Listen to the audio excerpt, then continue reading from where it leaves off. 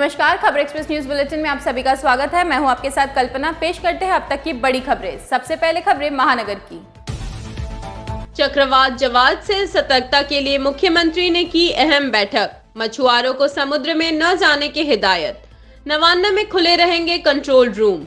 जवाद के कोलकाता समेत दक्षिण बंगाल के विभिन्न जिलों में आने की संभावना है। अलीपुर मौसम विभाग की ओर से बताया गया कि जवाद के असर के कारण 4, 5 और 6 दिसंबर को कोलकाता समेत दक्षिण बंगाल के विभिन्न जिलों में हल्की से मध्यम बारिश हो सकती है। पोजिशन होच्छे सुस्पष्ट निम्नचाप अर्थात well marked low pressure area. सुस्पष्ट निम्नचाप आछे होच्छे आमादेर south east bay of Bengal अर्थात दक्षिण पूर्व बंगोपसागरेर उपरे। फोरकास्ट जेटा आमरा दिচ্ছি সেটা হচ্ছে ইনিশিয়ালি এটা পশ্চিম উত্তর পশ্চিম দিকে অগ্রসর হবে হয়ে আরেকটু ঘনীভূত হবে হয়ে 2 তারিখ আজকে ইভিনিং অবলিক নাইট মধ্যে এটা গভীর নিম্নচাপ অর্থাৎ ডিপ্রেশনে পরিণত হবে। कोलकाता नगर निगम का वार्ड नंबर 86 तृणमूल के लिए बेहद ही अहम वार्ड है। राजबिहारी के अंतर्गत आने वाले इस वार्ड पर तृणमूल कांग्रेस हर हाल में जीत हासिल करना चाहती है। तृणमूल ने यहां से हैवीवेट उम्मीदवार सौरभ बासु को उतारा है। सौरभ से बात की हमारी वरिष्ठ संवाददाता सविता राय ने। आइए दिखाते हैं स्पेशल रिपोर्ट। इस वक्त हम मौजूद है वार्ड नंबर 86 में। 86 से टीएमसी के उम्मीदवार सौरभ बासु है, जो कि मंत्री चंद्रिमा भट्टाचार्य के बेटे हैं।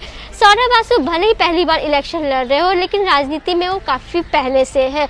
सौरभ बासु का आज घर घर जाकर प्रचार कर रहे, डोर टू डोर प्रचार में उतरे हुए हैं और लोगों से अपील कर रहे हैं कि वो घर का बेटा है, उन्हें एक मौका ज़रूर दे। अगर वो जीतते हैं तो उन्होंने कहा कि अगर वो जीत जाते हैं तो जो इस वार्ड की जो एक गरिमा थी, मॉडल वार्ड, उसको फिर से पहले की तरह ही स्थापित करेंगे। अब देखना यह है कि 19 दिसंबर को जनता किसे मौका देती है। कैमरा पर्सन अर्पिता चंद्रा के साथ मैं सविता, वार्ड 86 से। राज्य में आज कोरोना वायरस के 657 नए मामले दर्ज किए गए। इसके अलावा 12 की एक दिन में कोविड संक्रमण से मौत हो गई। राज्य में अब तक कोरोना वायरस के कुल मामलों की संख्या 16,17,408 हो गई है। राज्य परिवहन निगम का चेयरमैन नियुक्त होने के बाद मदन मित्र लगातार परिवहन सुविधाओं को लेकर सक्रिय हो गए हैं। आज मदन मित्र ने मिलेनियम पार्क में जलमार्ग परिवहन की गति बढ़ाने के साथ साथ मनोरंजन के लिए भी विशेष व्यवस्था करने की घोषणा की।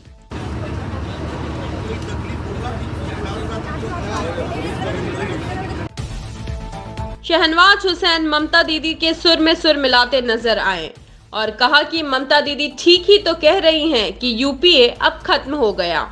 यूपीए का अंतिम दिन था। यूपीए की जो अहम घटक है, जो लोकसभा में जिनकी सदस्य संख्या कांग्रेस के बाद सबसे ज़्यादा है, उन्होंने ये ऐलान कर दिया कि यूपीए ख़त्म हो गया।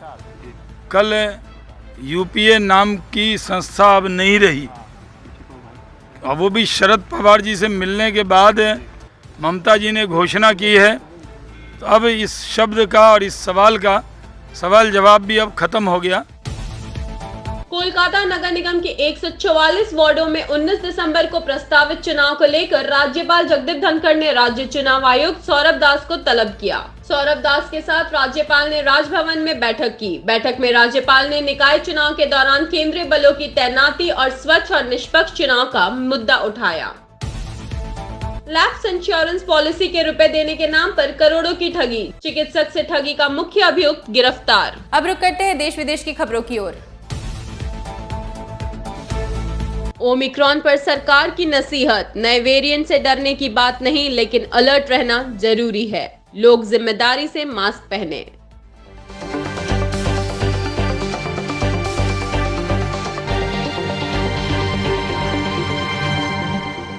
हैट के साथ इलियाना डी क्रूज ने शेयर की न्यूड फोटोज। लिखा, डू नॉट डिस्टर्ब। कल का मौसम। महानगर का अधिकतम तापमान 31 डिग्री सेल्सियस और न्यूनतम तापमान 22 डिग्री रहेगी। ज्यादातर बादल छाए रहेंगे। इस बुलेटिन में अब तक के लिए इतना ही। मिलते हैं कल सुबह 9 बजे देश और दुनिया की ताजा तरीन खबरों के साथ। नमस्कार।